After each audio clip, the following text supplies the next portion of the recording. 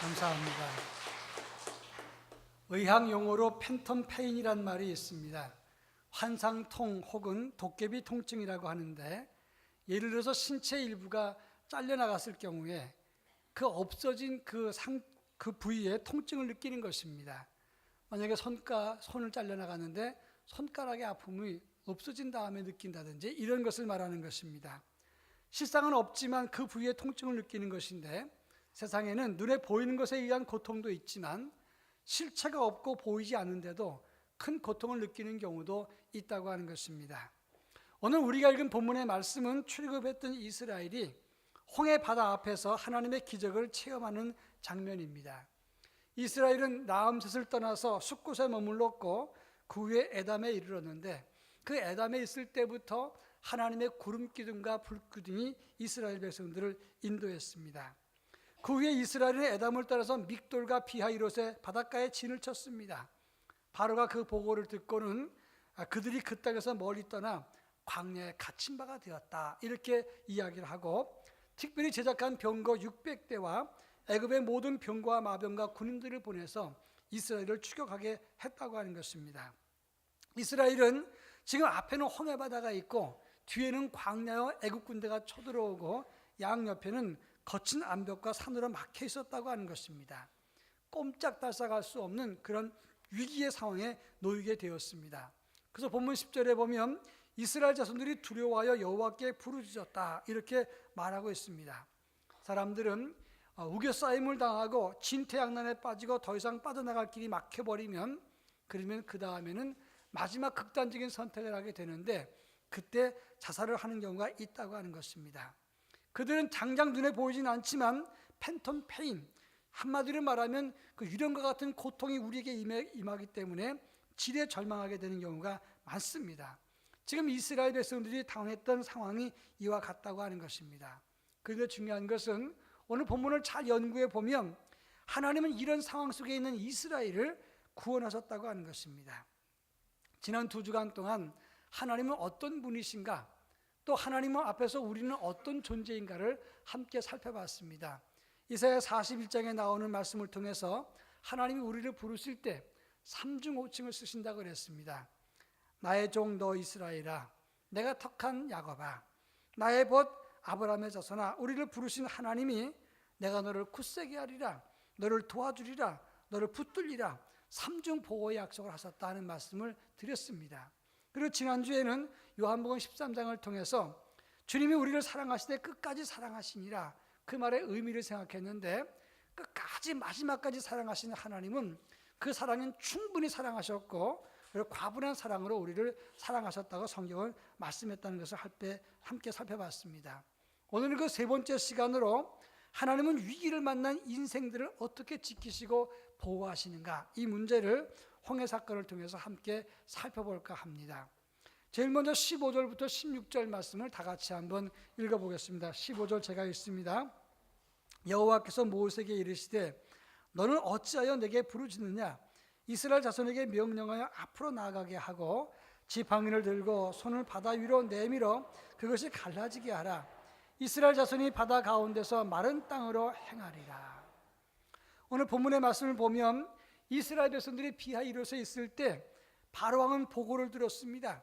그래서 가만히 보니까 이들이 갇혀 있다는 것을 알게 된 것입니다. 출애굽기 14장 2절 말씀을 보면 하나님께서 모세에게 명령할 때 바다와 믹돌 사이에 비하이롯 앞 바알스본 맞은편 바닷가에 장막을 치라, 이렇게 말씀하십니다. 믹돌과 비하이롯이라는 말이 나오는데, 믹돌이란 말은 망대란 뜻입니다. 애굽의 북쪽 끝에 있던 마을이고, 비하이롯은 애굽의 여신 하르트의 집이란 뜻인데 홍해바다 건너기 바로 직전에 있었던 바닷가를 말하는 것입니다. 이스라엘이 비하이롯에 진을 치니까 바로왕이 볼 때 이것 봐라, 그들이 멀리 떠나더니 이제는 광야에 갇혔구나, 꼼짝없이 잡을 수 있겠구나, 이렇게 생각을 한 것입니다. 이스라엘 백성들도 비하이롯에 진을 치고 나니까 앞에는 바다가 있고, 그리고 뒤에는 광야가 있고 애굽 군대가 쳐들어옵니다. 양쪽 산 양에는 산 암벽과 산들이 있어서 도망갈 길이 없습니다. 이런 상황에서 그들은 애굽 군대가 쳐들어온다는 소식을 듣고 심히 두려워했다. 성경은 말씀하고 있습니다. 여기서 심히 두려워했다는 말은 두려워 떨었다는 말인데 야레라고 하는 단어를 씁니다. 이 단어는 사무엘상 17장 11절 말씀에도 나오는데 사울과 온 이스라엘 블레셋 사람의 이 말을 듣고 놀라 크게 두려워하니라 이렇게 말하고 있습니다. 여기서 크게 두려워한다는 말은 블레셋 장군이었던 골리앗이 하나님과 이스라엘 군대를 모독하면서 소리 지를 때 그 소리를 들었던 이스라엘이 크게 두려워했다는 것을 말하는 것입니다. 왜 그들이 두려워했습니까? 이길 수 없는 전쟁이고 도망갈 길도 없다. 그리고 더 이상 물러날 곳도 없다. 이런 상황 때문에 방법이 없고 절망에 이르렀을 때 이것이 야레라고 하는 단어가 되는 것입니다. 이스라엘 백성들이 선택할 수 있는 것은 두 가지밖에 없습니다. 싸우다가 다 죽거나 아니면 바로와 잘 협상해서 철수하는 방법밖에 없습니다. 그런데 그 두 번째 방법은 방법이 아닙니다. 왜냐하면 애굽의 장자들을 다 죽였고 왕과 애굽 사람들은 무릎 꿇혔는데 그들이 그냥 물러가지는 않을 거 아니겠습니까? 사람의 방법이 다 막혔습니다. 답답합니다. 그래서 극도로 불안하고 두려움을 느꼈다고 하는 것입니다. 그런데 여기서 한 가지 큰 질문은 그렇다면 더 이상 방법과 길은 없는 것이냐 하는 겁니다. 오늘 15절에 보면 하나님이 모세에게 뭐라고 말씀하냐면 이스라엘 자손들에게 명령해서 앞으로 나아가게 하라 이렇게 말씀을 했습니다.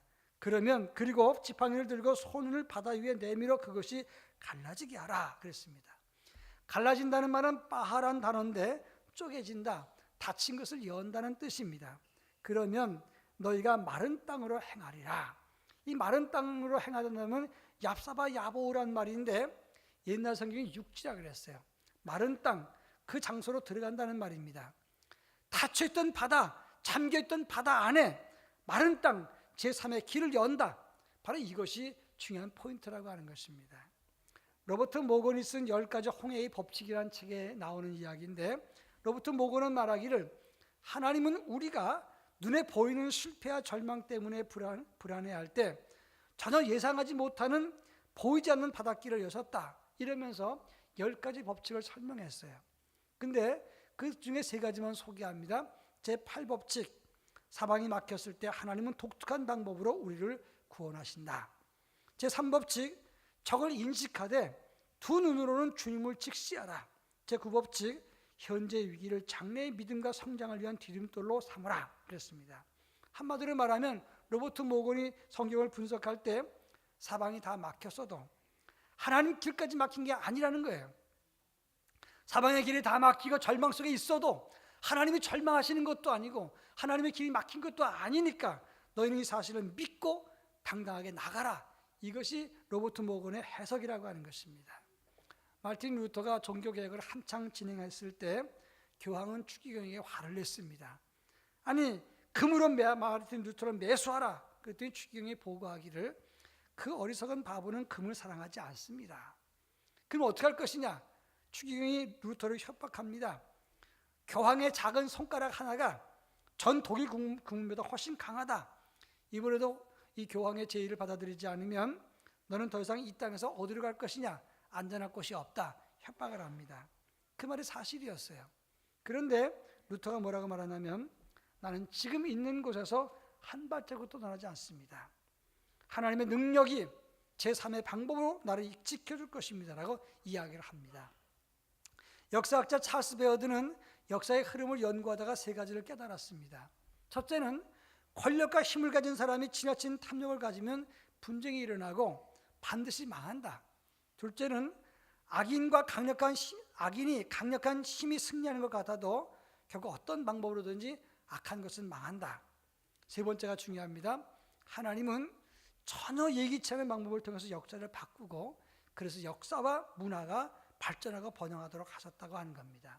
한마디로 말하면 눈에 보이는 것이 전부가 아니기 때문에 사람으로 볼 수 없는 제3의 바닷길, 마른 땅의 길은 반드시 있다는 것을 강조하고 있는 것입니다. 역사 속에서도 그리고 우리의 삶 속에서도 제3의 길은 반드시 있는 것입니다. 따라서 사람의 길만 보고 낙심하거나 사람의 길만 보고 절망하는 것은 믿는 사람의 자세가 아닌 것입니다. 제3의 바닷길, 눈으로 볼 때는 다 막혀 있어도 하나님은 바다 안에 있는 길을 찾아서 그 제3의 길을 가게 하신다고 하는 것입니다. 영의 눈을 뜨고 이 길을 바라볼 수 있기를 주의 이름으로 축원합니다. 두 번째, 오늘 본문의 19절과 20절 말씀에 또 하나의 교훈이 나옵니다. 19절 말씀을 제가 읽겠습니다. 이스라엘 진 앞에 가던 하나님의 사자가 그들의 뒤로 옮겨가매 구름 기둥도 앞에서 그 뒤로 옮겨 애굽 진과 이스라엘 진 사이에 이르러 서니 저쪽에는 구름과 흑암이 있고 이쪽에는 밤이 밝음으로 밤새도록 저쪽이 이쪽에 가까이 못하였더라. 지금 오늘 본문의 말씀을 보면 애굽 군대가 쳐들어옵니다. 지금 모세는 바다를 향해서 기도를 했습니다. 그런데 그 순간에 이스라엘 진 앞에 있던 하나님의 사자가 그들의 뒤로 가고 그 사자가 뒤로 가자마자 구름 기둥도 그 뒤로 갔습니다. 그리고 난 다음에 애굽 진영에는 구름과 흑암이 있고 이스라엘 진영에는 바로 빛이 밤이 밝음으로 저쪽이 이쪽으로 가까이 하지 못했다. 이렇게 성경은 말하고 있습니다. 진 앞에 가던 하나님의 사자라 그랬는데 말르아크 하엘로힘이라고 그랬습니다. 이 하엘로힘이란 말은 바로 그 하나님의 사자란 뜻이에요. 이 말은 뭐냐? 그 하나님의 사자가 누굴 말하냐면 출애굽기 3장에 나오는 호렙산에서 모세를 만나 주셨던 그 하나님의 사자를 말하는 거예요. 그런데 20절에 보면 애굽 진과 이스라엘 진 사이에 이르러 서니 그랬는데 이르러 선다는 말은 이 두 진영 사이에 들어가서 막았다는 걸 말하는 겁니다. 저쪽에는 구름과 흑암이 있었고 이쪽에는 빛이 있었는데 이 장면이 뭐냐면 출애굽기 10장에 보면 9번째 재앙이 무슨 장면입니까? 흑암의 재앙이었어요. 근데 이 흑암의 재앙이 내릴 때 애굽에는 깜깜한 밤이 있었지만 이스라엘 땅에는 빛이 있었어요. 이 장면이 똑같이 재현되는 겁니다. 그런데 이 구름 이쪽에 구름과 흑암이 있었을 때 이 흑암이라는 말은 호세크라는 단어인데 9번째 재앙에 나오는 출애굽기 10장에 나오는 이 재앙과 똑같은 단어를 사용했다는 겁니다. 근데 출애굽기 10장에 보면 더듬을 만한 흑암이라 그랬어요. 그래서 더듬을 만한 흑암이라는 말은 깜깜해서 더듬고 다닌다는 뜻이 아닙니다. 언어를 보니까 충분히 느껴지는 깊은 흑암이라는 뜻이에요. 영어로 번역했을 때 딕 다크니스라 그랬어요. 그러니까 아주 깜깜한 밤을 말하는 것입니다. 행스텐 베리그는 이 말을 어떻게 해석했냐면 하나님이 애굽에는 징계적 의미의 흑암의 진노를 퍼부으셨고 이스라엘에게는 광명한 빛을 주셨다. 그렇게 말합니다. 그래서 저쪽에 있는 것들이 이쪽에 오지 못하게 막으셨다는 겁니다. 정리해 봅니다. 하나님이 함께 하시면 아무리 애굽의 군대가 강력하고 원수의 군대가 크더라도 더 이상 방법이 없고 나는 나약하고 힘이 없어도 결코 어둠의 세력은 하나님의 사람들에게 손댈 수 없다는 것을 말하는 것입니다. 이 사실을 믿으시면 아멘 하시기 바랍니다. 그러니까 지금 당장 사방이 막혔어도 여러분은 유령 공포 때문에 두려워하지 마십시오.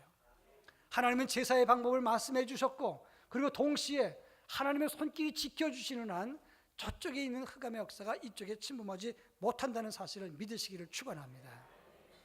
제가 부목사 때 교인집에 신방을 가는데 그 집은 마당이 넓었어요. 교인과 함께 배를 누르면 그 집에서 개가 막 왕왕 짖습니다. 도사개는 몇 마리 키우는 거예요.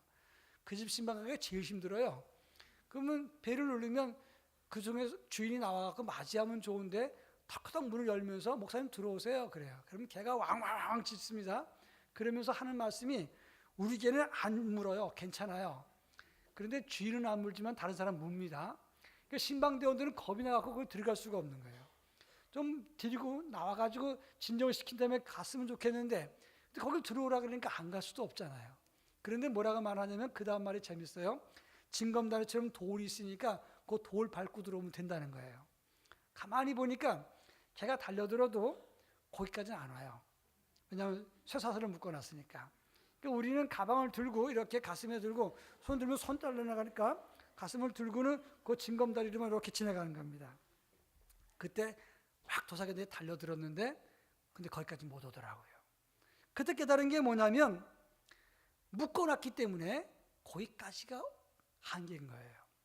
아무리 원수의 세력이 크더라고 흑암의 권세가 강하다고 할지라도 하나님이 지켜주는 한 거기까지입니다. 더 이상 저쪽에서 이쪽으로 돌아올 수 없다는 사실을 알아야 되는 겁니다. 이것이 하나님의 역사라는 사실입니다. 아무리 사나운 원수들의 군대가 달려들어도 묶인 것까지만 오는 것이지 하나님이 그 사이를 막으면 넘어올 수 없다는 것을 믿으시기를 바랍니다. 여러분, 다니엘의 세 친구 사드락과 메삭과 아벳느고, 이 사람들이 하나님 앞에 믿음을 지키다가 7배나 뜨거운 풀무불 속에 던져집니다. 다니엘은 사자굴 속에 들어가게 됩니다. 그런데 그들이 풀무불 속에 들어가서도, 사자굴 속에 있었어도 그들은 타지 않았습니다. 사자가 해할 수가 없었습니다. 왜 그랬습니까? 하나님이 지켜주었기 때문에 그런 것입니다. 이사야 7장 4절에 보면 우시아의 손자 요담의 아들 유다왕 아하스 때에 아람왕 르신과 이스라엘 왕 베가가 연합군을 형성해서 공격했습니다. 그래서 아하스 왕은 대단히 공포에 떨었습니다. 그때 하나님이 뭐라고 말씀하십니까? 너는 상가며 조용하라. 르신과 아람과 르말리아의 아들이 심히 노할지라도 이들은 연기하는 두 부직경이 그루터기에 불과하니 두려워하지 말며 낙심하지 말라 그랬어요. 아무리 원수의 세력이 강하다고 할지라도, 저들이 연합군을 구성해서 쳐들어온다고 할지라도 그들은 연기나는 두 부직경이에 그루터기에 불과하니 너희는 염려하지 말라, 두려워하지 말라. 이것은 오늘 우리에게 주시는 말씀인 것을 믿으시길 바랍니다. 가스펠송 중에서 You Can Start Over라고 하는 노래가 있어요. 당신은 다시 시작할 수 있다는 노래인데, 세들백 예배 목사였던 링 무초가 지은 것인데 그 가사에 이런 내용이 나옵니다. 만일 하나님이 바다를 지으실 수 있다면 하나님은 당신의 마음의 풍랑도 잔잔케 할 수 있습니다. 만일 하나님의 산을 움직일 수 있다면 하나님은 산과 같은 당신의 문제도 해결할 수 있습니다. 참 놀라운 말씀이에요. 내가 못한다고 하나님이 못하는 거 아닙니다. 내가 염려한다고 하나님이 염려하시는 거 아닙니다. 내가 실패했어도 하나님이 실패한 게 아닙니다. 하나님이 지켜주신다면 그 어떤 세력도 저쪽에서 이쪽으로 올 수 없다는 사실을 확실하게 믿기를 축원합니다.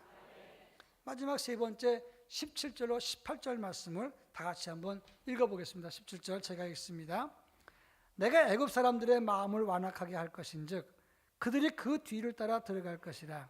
내가 바로와 그의 모든 군대와 그의 병과 마병으로 말미암아 영광을 얻으리니 내가 바로와 그의 병과 마병으로 말미암아 영광을 얻을 때에야 애굽 사람들이 나를 여호와인 줄 알리라 하시다니. 오늘 본문 17절과 18절 말씀에서 반복되는 단어가 있습니다. 내가란 말이 3번 나오고 나가 한 번 나와요. 근데 나라고 하는 것은 이제 똑같은 단어인데, 그런데 내가라는 세 단어, 그 단어는 아주 특별한 의미가 있는 말입니다. 영어로 I란 뜻이 아닙니다. 완이 하는이란 히브리 말을 써요. 그 단어는 그리고 내가, 그리고 나를 보라, 이런 뜻입니다. 이 단어는 강조법의 단어인데 한마디로 말하면 내가 어떤 일을 특별히 행할 것이니 지켜보라, 이런 의미가 있는 단어가 완이 하나니라고 하는 뜻입니다. 하나님 뭘 하시겠다는 겁니까? 17절에 보면 애굽 사람의 마음을 완악하게 만들어서 그들이 추격하게 만들고, 동시에 그들이 애굽의 사람들, 이스라엘 백성들이 바다를 건너갈 때 따라 들어가게 만들고 그들을 다 수장시켜버리겠다. 이것을 하나님이 다 하신다는 거예요. 여러분, 이스라엘 백성들이 비하 이루어졌을 때 바로의 마음이 완악해져서 저거들이 함정에 빠졌구나, 쫓아가자, 그리고 이 원수를 갚자, 쫓아오게 했어요. 이스라엘 백성들이 바다를 건넜을 때 우리도 따라 들어가자, 따라가게 했어요. 다 빠져나간 다음에 그 다음에 그들을 몰살시켰습니다. 이 모든 일을 하나님이 행하셨기 때문에, 그래서 이 일을 통해서 내가 여호와 하나님인 것을 알게 하리라, 이걸 보라는 거예요. 그러니 내가 이렇게 특별한 일을 행할 때 너희는 잠잠히 가만히 있을지어다. 내가 너희를 위해서 싸우리라. 그래서 내가 여호와인 것을 사람들이 알리라.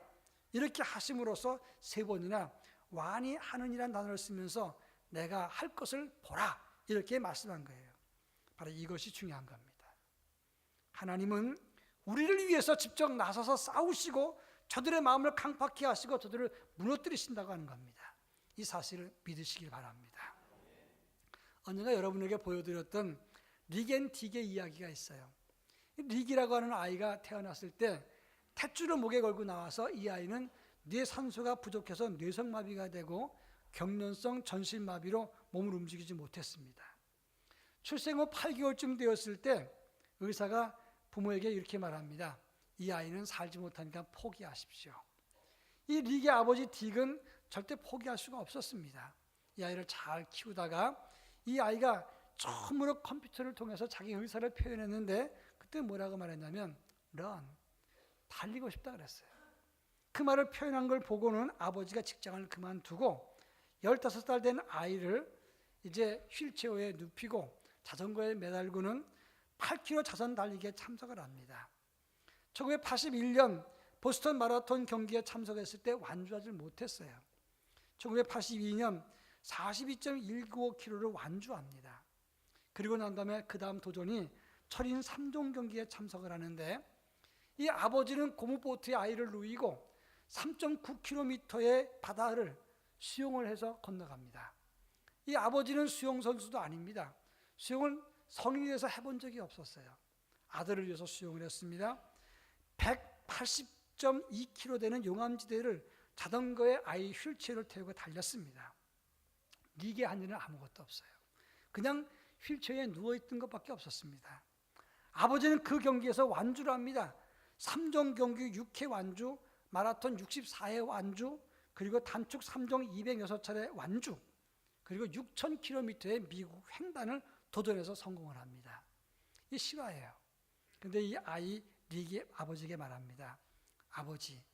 아버지는 왜 이렇게 힘든 일을 하시나요? 딕 아버지가 뭐라고 대답합니까? 나는 네가 아니면 하지 않았다라고 말합니다. 저는 그 장면에서 그걸 보고 처음에 얼마나 울었는지 몰라요. 네가 아니면 하지 않았다. 하나님 아버지도 마찬가지입니다. 하나님은 우리가 아니면 굳이 애굽을 상대로 싸우지 않습니다. 우리가 아니면 하나님의 아들 예수를 십자가에 못 박지도 않습니다. 하나님이 우리가 아니면 우리를 보호하시기 위해서 성령님을 보내실 필요도 없는 겁니다. 하나님은 오직 나를 위해서, 우리를 위해서 이렇게 일어서서 싸우시고 다스리시고 도우신다는 사실을 믿으시기를 축원합니다. 그런 의미에서 우리는 보통 사람이 아닌 겁니다. 우리는 대단한 존재인 것이고 가치가 있는 존재고 하나밖에 없는 하나님의 사람인 것을 아셔야 되는 거예요. 아가서에서 뭐라고 말합니까? 나의 사랑, 나의 어여쁜 자야, 일어나서 함께 가자. 주님 우리를 향해서 손을 붙잡고 계십니다. 일어나서 같이 가자. 그때 그 손을 붙잡고 일어서야 되는 것입니다. 아무리 절망스럽고 위기가 생기고 병들고 실패했어도 그 손을 붙잡고 일어설 때 우리는 위대한 하나님의 자녀로 새로운 기적을 만들 수가 있게 된다 하는 것입니다. 경제가 어렵습니다. 사는 것이 고단합니다. 질병이 찾아옵니다. 위기가 찾아옵니다. 그래도 그런 것에 여러분 두려움을 느끼지 마십시오. 두려울 수는 있지만 그것이 우리를 죽이지 못합니다. 손댈 수 없습니다. 중국 공산당의 고문 중에 한 가지가 포로들을, 사람들을 수족을 묶어놓고 눕혀놓고 그 머리 근처에 물방울을 똑똑 떨어지게 합니다. 아무런 조치도 안 해요. 그냥 물방울만 떨어지게 해요. 처음에 들을 때는 물방울 소리가 똑똑 떨어집니다. 근데 점점 두려우고 공포가 생기고 며칠 동안 맨날 몇십 일 동안 계속 묶어놓으면 두려워져서 이 소리가 처음에는 똑똑 소리지만 나중에 망치 소리를 들리고 나중에 벼락 소리처럼 들리는 거예요. 그러다가 두려움과 공포에 빠져서 몸과 마음이 무너진다는 거예요. 이런 고문법은 스페인 종교재판에서 썼고 그리고 히틀러 강제 수용소에서도 사용했다고 합니다.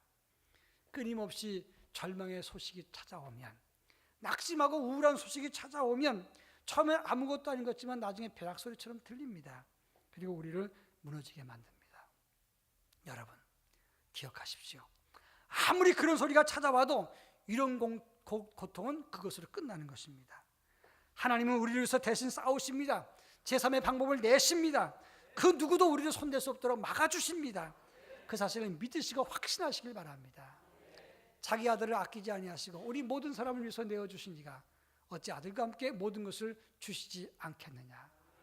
하나님의 아들을 주었습니다. 뭘 더 아끼겠습니까? 하나님이 우리를 책임져 주신다고 약속했으면 그거 붙잡고 일어나면 되는 것입니다. 믿음으로 일어서서 위대한 기적을 만드는 하나님의 사람이 될 수 있기를 주의 이름으로 축원합니다. 사랑 많으신 하나님 아버지 감사합니다. 절망과 위기 속에서 두려워하고 떠는 우리들을 염려하지 말라, 두려워하지 말라 말씀하시면서 제3의 길을 여시고 저쪽이 이쪽으로 근접하지 못하도록 지켜주시며 기적과 능력을 베푸신 하나님, 그 하나님의 손을 붙잡고 위기와 절망 상황을 극복하며 이길 수 있게 하시고, 그리고 당당하고 담대한 믿음의 삶을 살아갈 수 있도록 은혜를 더하여 주시옵소서. 예수님의 이름으로 간절히 기도합니다. 아멘.